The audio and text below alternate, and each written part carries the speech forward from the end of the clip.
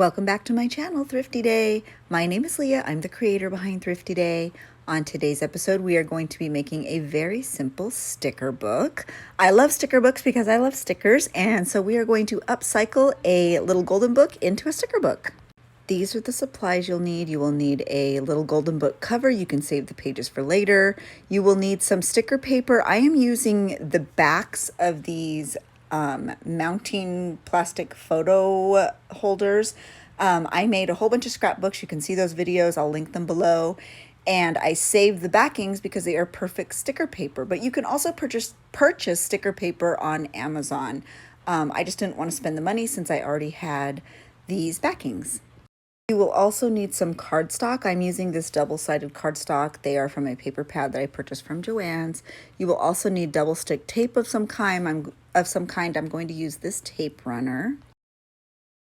You will need scissors or a paper cutter, and I am going to use my cinch coiling machine, and so I also am going to use this gold coil to bind everything. You could just use book rings if that's easier though.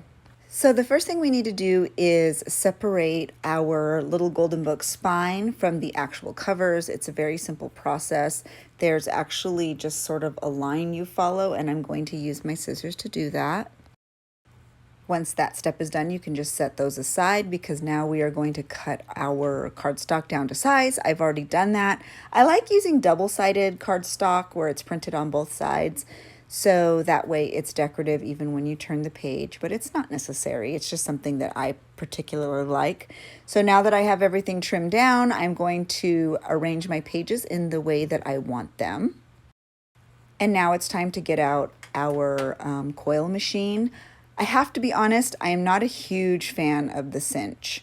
I purchased my coils on Amazon. Maybe that's the problem. I don't know. I'm just not a big fan. I feel like it gets sort of clogged a lot with paper, even though I tried to clear it. And I don't always feel like mine measures correctly.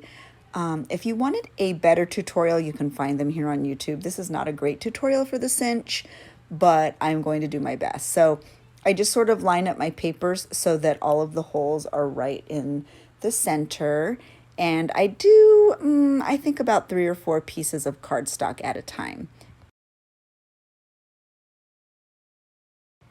Once all your pages are complete, then you can do your cover, and just make sure that your little bar there where you are lining up your holes is still aligned correctly, because sometimes when you pull out the book cover, because it's a little bit thicker, it will actually move that bar over a little bit, and you really want to make sure that all of your holes are completely lined up perfectly. So that's sort of why I'm taking a little bit more time here. And then be sure to press firmly with that bar. So once you have your cardstock pages done, your back cover done, your front cover done, now it's time to add the coil. And when you add the coil, you'll find that that's why it's so important to make sure that all of your holes are lined up correctly, because when you add that coil, you want all your covers and your pages to look like a perfect little book. So that's what we need to do now. There is a little lip here aside where you can just add your book pages and everything you need to add to the coil, and it is a really simple process because they've made it so you can hang your coil right on the side.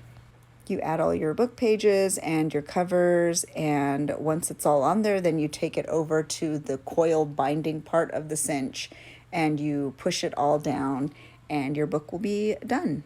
And like I said, I don't use my cinch a lot, and so this process isn't as easy for me as it is for some other creators. And I'm telling you, sometimes I cinch the coil wrong and it comes out weird. So anyway, I'm glad this one worked out. I am very happy with how it came out.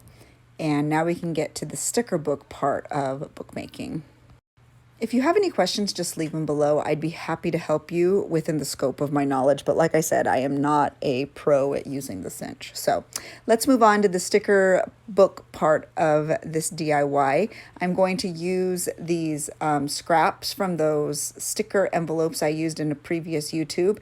And I'm just going to use my tape runner and put a good amount of tape on each one of the backs of these sticker papers, the dull side, not the shiny side, and put them on to each and every one of these pages. Super simple process, and it's a great way to use something that would otherwise be trash. And like I said, if you don't have these pockets left over from the previous tutorial that we all made together here on YouTube, you can purchase sticker paper individually over on Amazon. And I do suggest using a tape runner for this. It just makes it so much easier than using double stick tape or glue.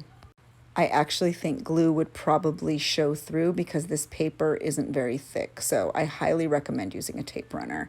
And this is what it should look like in the end. And now you have a sticker book upcycled from a little golden book, which is so cute. So let me show you. It is super easy to use. Obviously, if you were from the 80s, you remember sticker books, you can just stick your stickers all throughout and they will go off and on so long as you keep them on that shiny background that we used. This is a really fun gift to give. I also think it would be really cute for like party favors, like at a birthday party. Anyway, if you like this video, give it a thumbs up. If you are new here, thanks for following along. You can hit that subscribe button so you don't miss any future tutorials. I hope everybody has a really great week and thank you so much. I will catch you in the next video. Bye.